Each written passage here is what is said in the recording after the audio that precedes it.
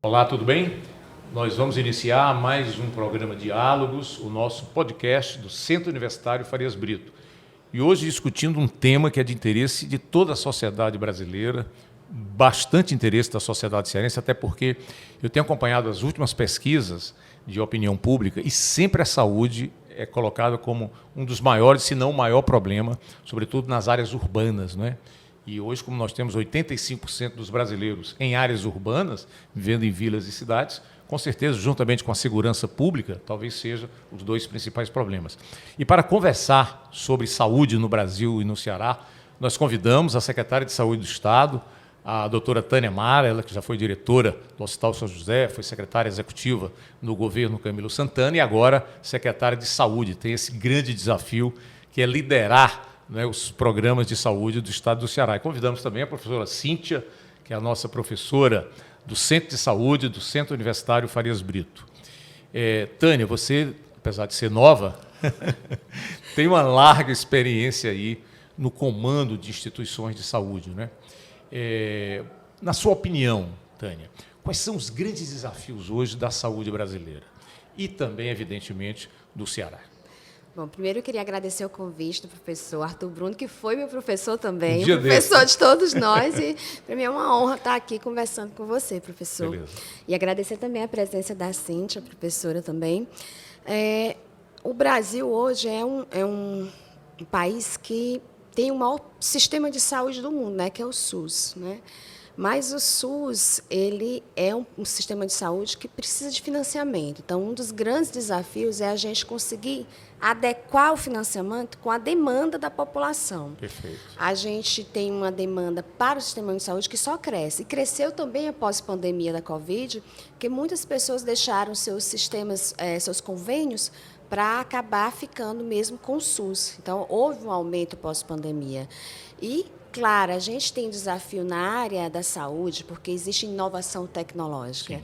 E a inovação tecnológica faz com que a gente tenha que acompanhar esse crescimento, essa evolução, e a gente precisa de financiamento para isso. A gente precisa, além de que a gente precisa estar com a formação reciclada, atualizada em termos de conhecimento para a gente acompanhar todo esse desafio tecnológico. Mas eu acho que o grande desafio para mim, como secretária de Saúde do Estado, é que as pessoas entendam que a gente não faz saúde sem educação. Perfeito. Né? A educação é fundamental. A gente tem uma expectativa aí de que a nossa população vai chegar em 2050, um terço da população vai estar envelhecida, acima de 60 anos. Quanto mais anos, mais doença aparece na gente. Né? Então, a gente precisa se cuidar, se autocuidar. E para que a gente possa se autocuidar, a gente precisa ter o conhecimento. O que é que a gente precisa fazer para se autocuidar? A população precisa entender que a porta de entrada do sistema de saúde é a atenção primária. E as pessoas não dão muito valor a isso, né? Porque é muito fácil chegar numa UPA, ser atendido, fazer seus exames e ir embora. É muito fácil chegar num hospital, fazer toda a sua necessidade e ir embora. Mas a gente precisa, isso, eu sempre digo que quando a gente fala em hospital, a gente está falando em doença. Sim. E quando a gente fala em atenção primária, a gente está falando em saúde, em promover saúde. Tânia, explica aqui para o nosso acompanhante, as pessoas que estão aí acompanhando o podcast, o que é a atenção primária, secundária e terciária? A atenção primária é o quê? É a organização da saúde através dos postos de saúde, dos médicos de saúde da família, né? Essas unidades que têm que engajar as pessoas para entender o seu real papel, que ela é a porta de entrada. Esses postos de saúde são de responsabilidade dos municípios. Cumpre ao Estado o quê? Tentar coordenar, organizar, dar viabilidade para esses municípios para que eles consigam dar o atendimento da população através dos postos de saúde. Mas a responsabilidade dos postos de saúde são dos municípios. Então, hoje, o Estado está com um grande projeto de saúde que a gente iniciou no litoral leste, Vale do Jaguaribe, e agora já estamos estendendo para o Cariri, ou seja, a gente já está atingindo 65 municípios, que é o fortalecimento da atenção primária. Perfeito. Capacitando os profissionais da atenção primária, a gente sabe que existe uma rotatividade, muitos profissionais vão atender nos postos, nos interiores, mas saem logo né? Então, a gente quer dar condição a esses profissionais para que eles possam se reciclar, se atualizarem e que eles possam atender a população e ensinar a se autocuidar, a se prevenir, a importância da atividade física, a importância de você tomar seus remédios nas horas certas, não deixar a adesão medicamentosa ao tratamento da hipertensão, da diabetes, um pré-natal bem feito, né, para a gente tentar reduzir a mortalidade. E o projeto do Cariri ainda é maior, porque a gente quer fazer a planificação da saúde, ou seja, organizar o fluxo. O paciente entra através da atenção primária, pode ir para uma atenção ambulatorial secundária, que o Estado do Ceará foi inovador. Sim. Ele é um exemplo para o Brasil inteiro quando foram criadas as policlínicas. As policlínicas são serviços de saúde de uma estrutura excelente, onde nós temos vários especialistas fazendo atendimento ambulatorial, tem tomografia, tem exames de imagem, tem endoscopia, tem colonoscopia. Então, essa aí a gente chama de atenção secundária, atenção ambulatorial. Perfeito. E a atenção especializada é a atenção dos grandes hospitais de alta complexidade, que a gente também foi inovador quando fizemos os hospitais do interior, os hospitais regionais, Perfeito. e que tem só crescido. Perfeito. Né? Tânia, professora Cíntia, durante décadas, nós só tínhamos hospitais terciários em Fortaleza, né?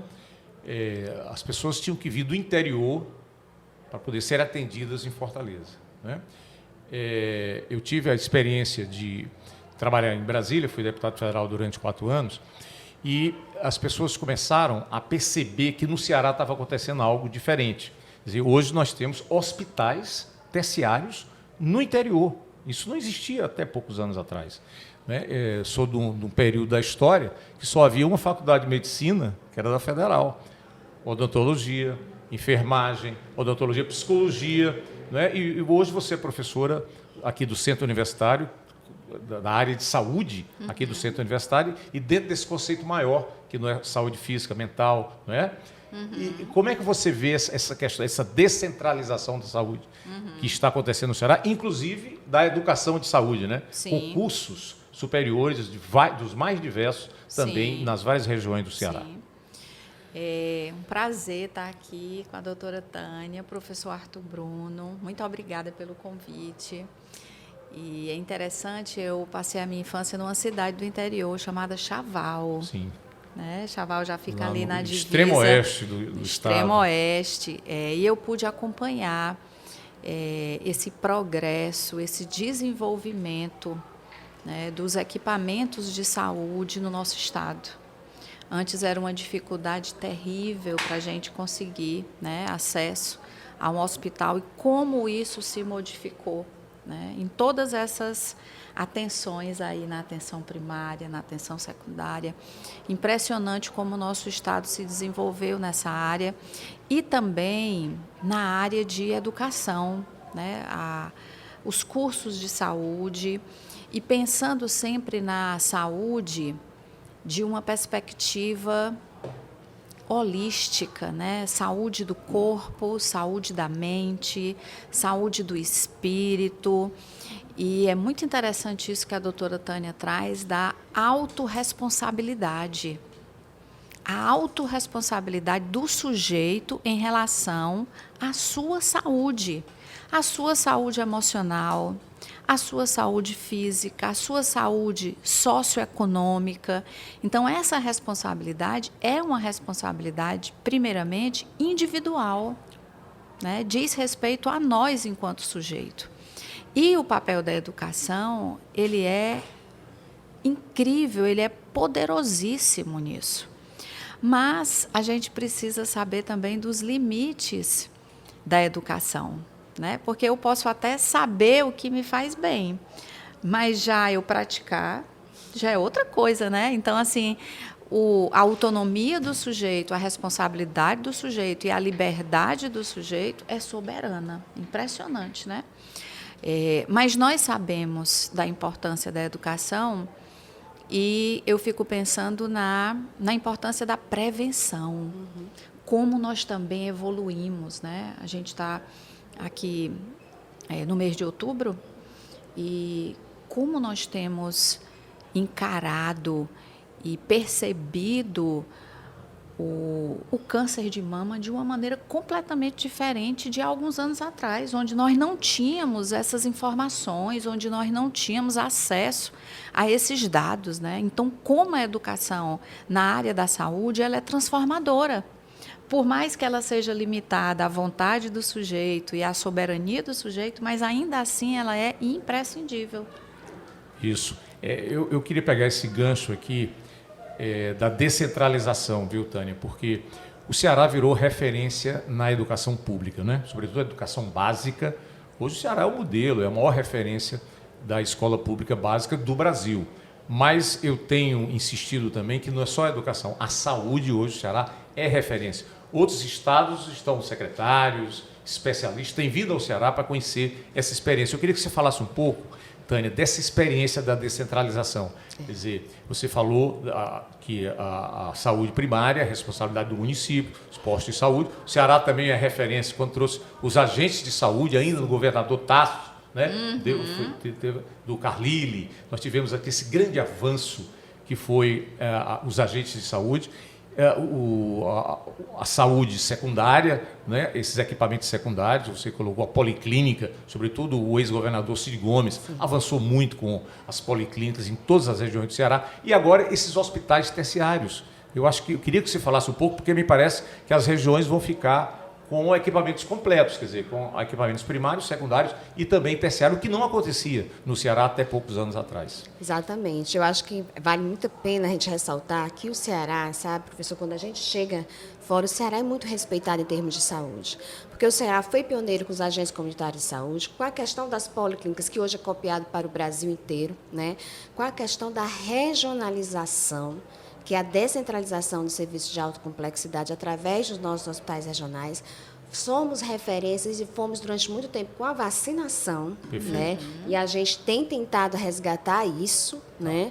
Que é o nosso prestígio que a gente tinha uma capacidade de vacinar muito grande e a gente está fortalecendo isso para que a gente volte ao protagonismo. Então, o Estado do Ceará hoje é muito reconhecido. A gente chega nos cantos, as pessoas já acham, do Ceará, eu queria saber a sua experiência.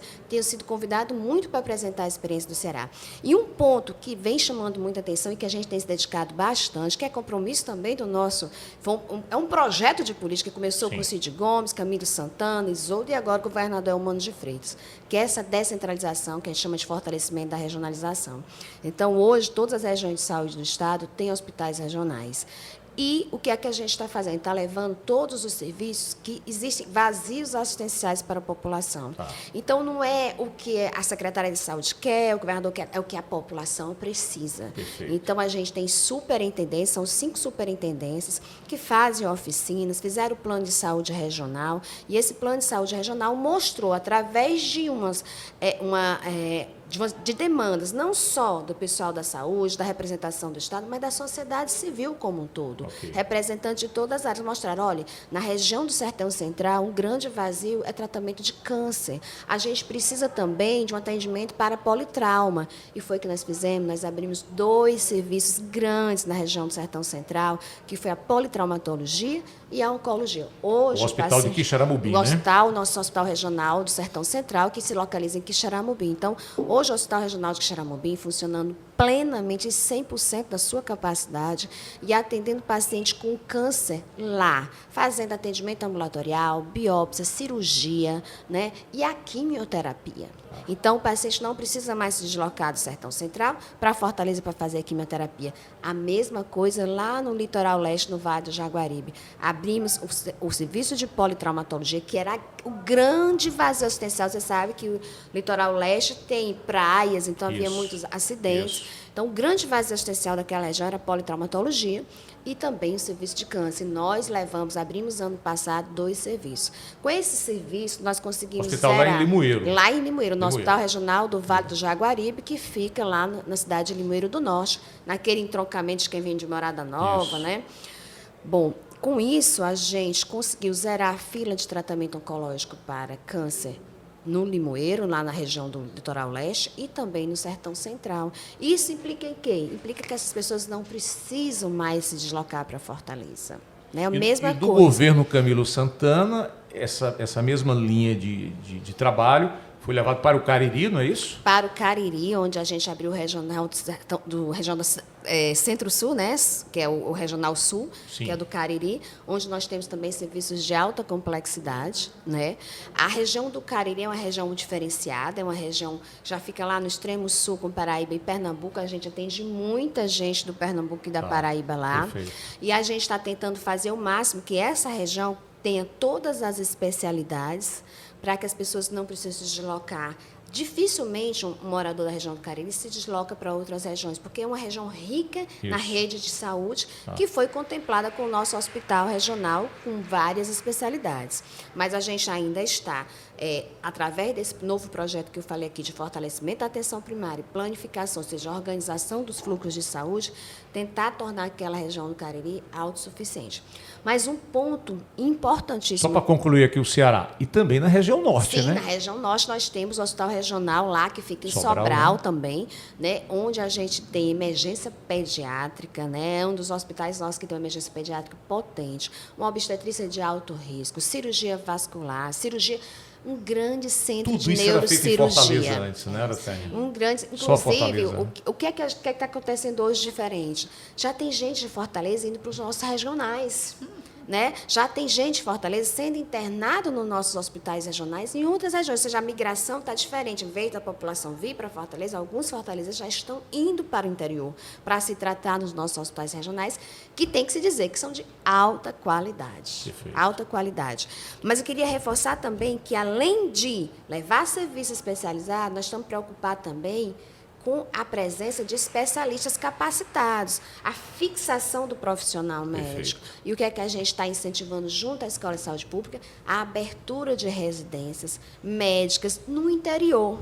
Ou seja, hoje nós conseguimos abrir residência de anestesia lá para o Cariri, que a gente não conseguia. Então, a gente está formando anestesista no Cariri, a gente está formando cirurgião no Sertão Central. E, cada vez mais, a Escola de Saúde Pública tem ido ao MEC, eu já fui até com a Escola de Saúde Pública ao MEC, para que a gente consiga abrir mais bolsas de residência e para que a gente forme um médico da região. E lá ele se fixe, não precisa vir para a capital. Perfeito. Então, tem que ter esse investimento em paralelo para que a gente possa crescer, porque a gente sabe que algumas especialidades médicas, a gente tem pouco profissional.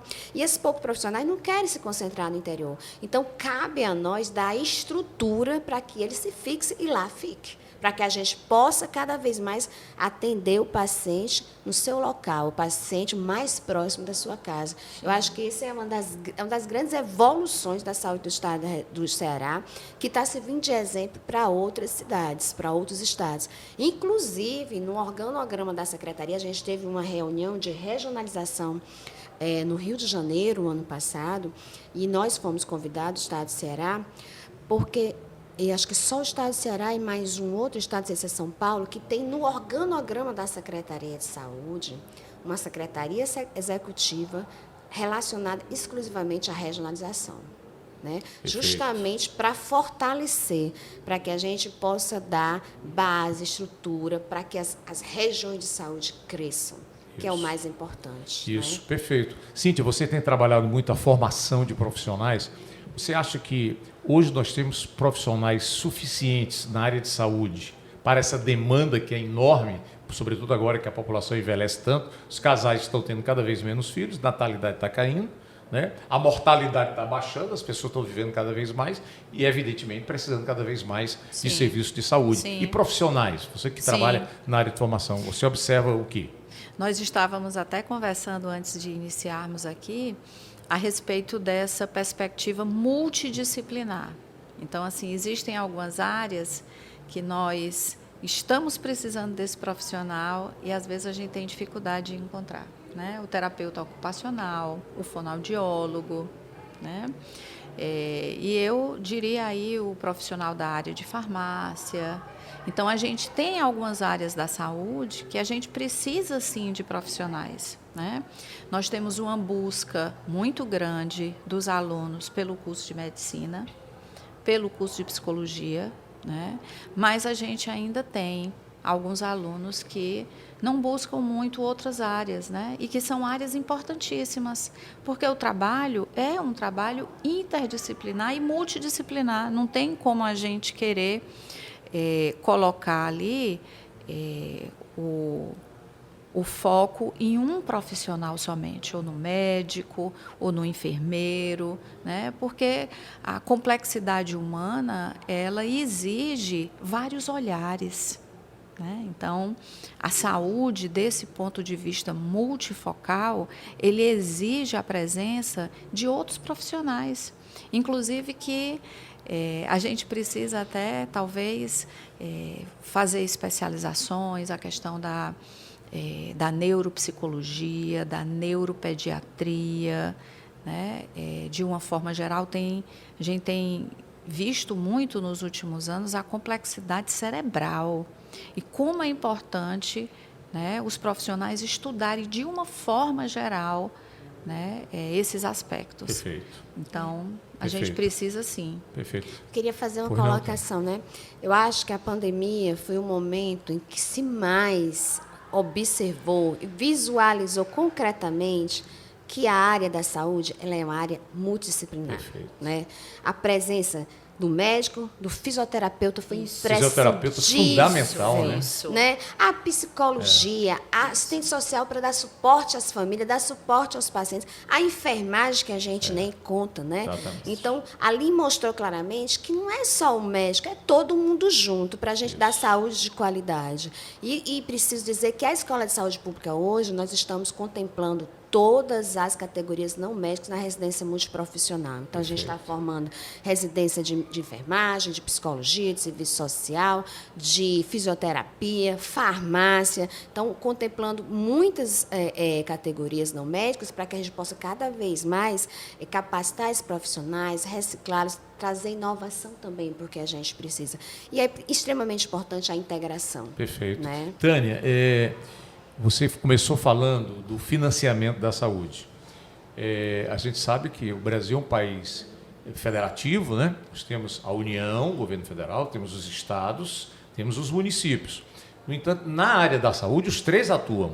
Né? E me parece, pelo que eu tenho acompanhado do teu trabalho, é muito importante esse relacionamento, né? Município, estado, governo federal. Ou seja, você, para fazer um bom trabalho, você precisa de recurso, né, federal, precisa ser um trabalho de complementariedade, você precisa trabalhar junto aos municípios. Eu tenho acompanhado, inclusive, algo muito interessante, que o Ceará também é referência, são os consórcios. Né? Exato. É o Estado com os municípios que fazem a gestão da saúde daquela região, com seus equipamentos, policlínica, hospitais, etc. Então, eu queria que tu falasse um pouco dessa relação, né, interfederativa, né? Município, Estado e União. O financiamento é feito pelos três entes e também a divisão de trabalho. É assim? Exatamente. Os três entes, se não estiverem alinhados, a gente não consegue andar. Né? Então, a gente teve uma abertura muito grande nessa gestão com o Ministério da Saúde, e que voltou muito recurso para o Estado do Ceará, para que a gente possa... Não adianta, saúde é caro. É caro, mas como eu digo, é investimento. Sim. É investimento porque a gente está investindo no melhor, no que é mais precioso da pessoa, que é a sua saúde. Exatamente. E se o governo federal não estiver alinhado com o Estado, e o Estado com os municípios, a gente não consegue fazer as coisas andarem. Né? Então, a gente conseguiu ter toda essa repercussão no Sertão Central, no Limoeiro, porque houve entrada de recurso federal. Né? O Estado, todos os três entes, eles entram com financiamento, e a gente tem batalhado muito para que o recurso federal ele aumente, né? Para que não caia só em cima dos estados e municípios. E a gente está conseguindo isso, mas precisa ter esse alinhamento. Os municípios, os consórcios, eles são responsáveis por dirigir as policlínicas e centros de especialidade odontológicas. O Estado do Ceará hoje tem 22 policlínicas, 22 centros de especialidades odontológicas. Em todas as regiões. Todas as regiões de saúde. E se a gente só não tem, eu acho que o município de Fortaleza, que não participa do consórcio, e se eu não me engano, Eusébio, acho, eu não tenho na minha, acho que não sei, eu não vou falar que eu sei que Fortaleza não participa dos consórcios, mas há uma interação onde os municípios entram com recurso no consórcio, o Estado também, para que a gente coloque as policlínicas e os centros de especialidades odontológicas para funcionar.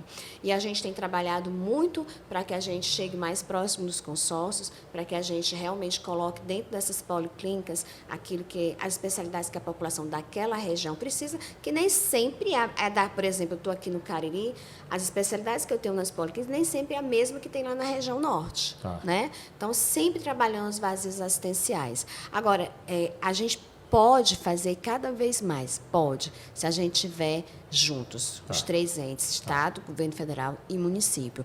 A gente tem uma assembleia uma vez por mês lá em Brasília, onde participa o Ministério da Saúde, o CONAS, que é o Conselho Nacional de Secretários de Estado, e o CONASEMS, que é o Conselho Nacional de Secretários Municipais, para tomar as decisões.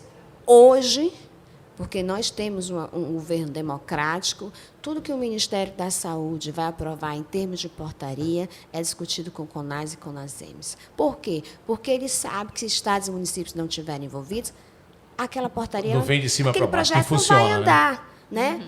Tem que ser os três juntos pactuando, né? Para que a gente possa oferecer saúde e qualidade à população brasileira. Tá. Tânia, daqui para frente, né, o Ceará hoje é uma das grandes referências em política de saúde, há um reconhecimento em vários estados brasileiros, o próprio governo federal reconhece isso. O que é que está faltando? Quer dizer, quais são teus planos e tua equipe daqui para frente? O que é que você acha que são os grandes desafios? Os grandes desafios é a gente realmente colocar em ação o plano estadual de oncologia. O governador Eumano pediu, foi a primeira vez que a Secretaria de Saúde do Estado entregou um plano estadual, onde a gente foi olhar onde a população precisava de tratamento de câncer. Então, nós já vamos abrir 3 hospitais no interior para contemplar essas demandas da população. Todos os 3 hospitais vão ter atendimento de câncer, né? A gente também, que eu acho que isso é uma coisa importantíssima, porque o Brasil hoje ele tem uma demanda de tratamento de câncer à população e a gente tem que começar isso precocemente. O diagnóstico tem que ser precoce. E isso inclui também o fortalecimento das policlínicas, que, graças a Deus, o Estado do Ceará tem. Né? Ou seja, a gente tem capacidade de dar atendimento ambulatorial e agora migrar para serviços onde a gente decidir que o paciente tem que fazer. É a organização de serviço. Acho que isso é fundamental, a gente organizar os serviços para que o paciente esteja no lugar certo, na hora certa. Né? Não chegar tardiamente, porque hoje o Brasil vem sofrendo com a judicialização. Né? Cada vez mais as pessoas judicializam o Estado para que compre medicamentos importados, medicamentos que não são aqueles que realmente, sem um embasamento científico, para validar a prescrição. Então, a gente tem que enfrentar isso. E o enfrentamento disso, eu acredito que é oferecer o conhecimento à população, por isso eu volto à educação, à prevenção, à promoção de saúde, para que o paciente saiba que ele tem que... A mulher, sabe? Porque, Cíntia, a gente... Por mais que a gente esteja levando informação, a gente tem tentado muito isso, né? A gente, esse ano, o governo estabeleceu que o Outubro Rosa não seria o Outubro Rosa, seria o outubro a outubro. Ou seja, a gente começou a campanha nesse mês de outubro e vamos até o outubro do próximo ano fazendo vários movimentos para chamar a atenção da mulher, porque ano passado apenas 20% da população feminina do nosso estado fez mamografia. Isso é inadmissível. Sim. Né? Então, é esse conhecimento que eu falo. A gente tem que levar cada vez mais informação à população para ela entender o que é que ela tem que procurar no serviço de saúde e o que é que ela vai receber. Né? Para que a gente possa ter diagnósticos precoces e a gente possa tratar precocemente, mais cedo possível o paciente, porque o câncer, diagnosticado precocemente, tratado precocemente, a maioria dos cânceres tem cura. Né? E as pessoas podem ser salvas. Eu acho que isso é um grande desafio. O outro grande desafio também é a gente ter essa questão do alinhamento. Né? A gente tem que entender que tem responsabilidade dos 3 entes e que os 3 entes têm que se comunicar, se interligar, se integrarem para oferecer saúde e qualidade à população, como a gente está conseguindo no Litoral Leste, como a gente está conseguindo no Cariri. Hoje, eu converso com todos os diretores de hospitais do interior que chegam até mim com suas propostas. Assim que eu vejo as propostas, eu digo, isso aqui realmente a população está precisando. Então, vamos ver o que é que nós vamos fazer para implantar esse serviço. né? Como eu digo, não é o que eu quero, não é o que o governador quer, é o que a população precisa, né? É isso que a gente tem que levar. E um grande desafio também, não posso deixar de falar, é a saúde mental, né? A gente precisa fazer com que os municípios assumam a sua responsabilidade dos CAPs. Né? Pois é, nesse debate, inclusive, que está tendo hoje, né, Cíntia, queria te ouvir também sobre isso. Inclusive, assim, o diagnóstico. Fortaleza, por exemplo, nossa capital, tem 16 CAPs, 3 infantis. Isso. População de 2,5 milhões de habitantes, a quarta Isso. maior cidade de população do país. Isso. É totalmente insuficiente, né? Isso. E com poucos profissionais. Quer dizer, e saúde mental, que é a sua especialidade, Cíntia. Como é que você vê isso? Como é que a gente poderia aperfeiçoar, mudar essa situação? Aí a gente tem que ampliar ainda mais o leque, né? Porque quando a gente pensa nisso, a gente pensa num sistema capitalista onde nós vivemos, a gente precisa trazer os aspectos da cultura, a gente precisa trazer os aspectos da tecnologia, e aí esse debate é um debate muito mais amplo. Sim.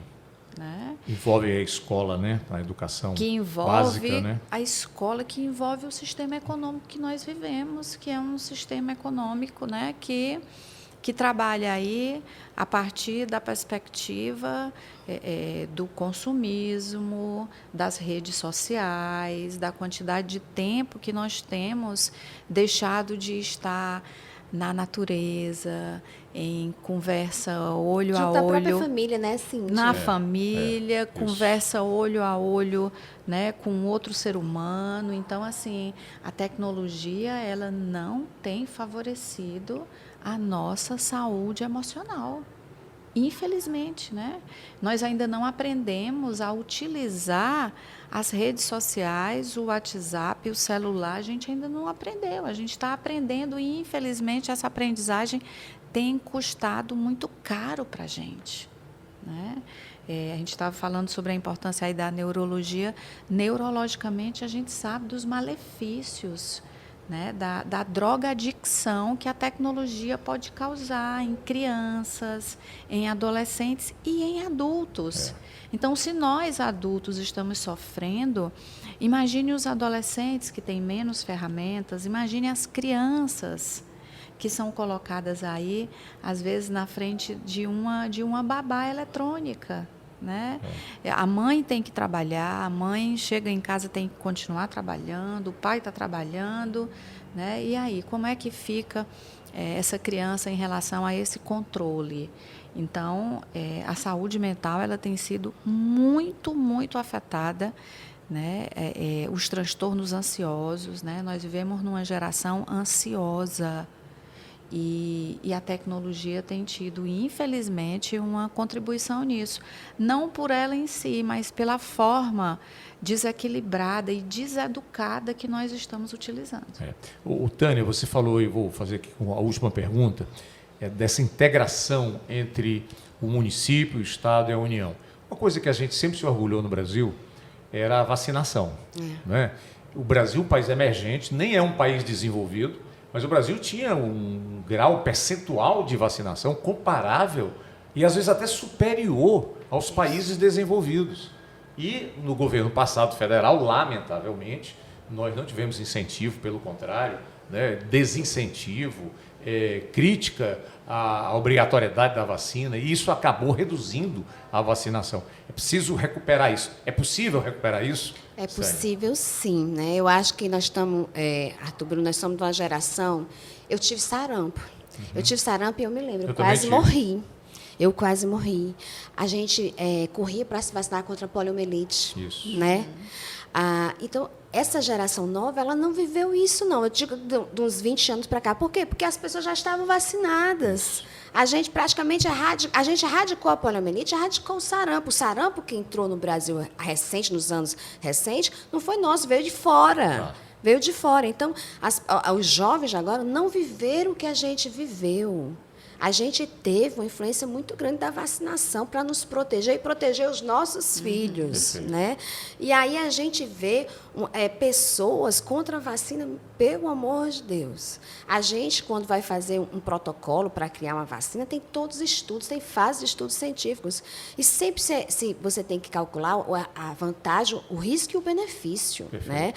Hoje eu me espanto quando eu vejo profissional de saúde que não toma a vacina da gripe. A vacina da gripe ela tem que ser tomada todo ano. E tem profissional de saúde que não toma.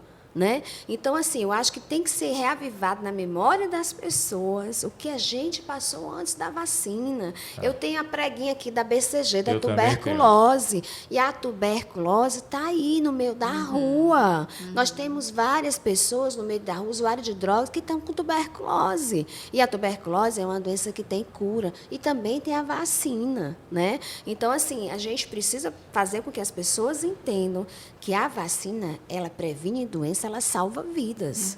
Eu acho que esse é o discurso mais nobre que a gente tem que fazer. É uma forma altamente eficaz. Daí eu acho que talvez uma grande ferramenta de prevenção de saúde é vacina, é vacinação. E o Ceará... Da sua saúde e dos outros, Dos outros, exatamente, dos outros. Olha, na época da pandemia da Covid, eu sou médica infectologista, professor. Eu vi, foi nós, os profissionais, brigando para se vacinar, porque não chegou vacina suficiente. Então, quando chegava, a gente brigava. Por quê? Porque a gente queria se proteger, porque a gente estava lá no fronte da guerra, atendendo as pessoas doentes. Então, a gente tinha que estar preparado, e a vacina deu muita segurança para a gente.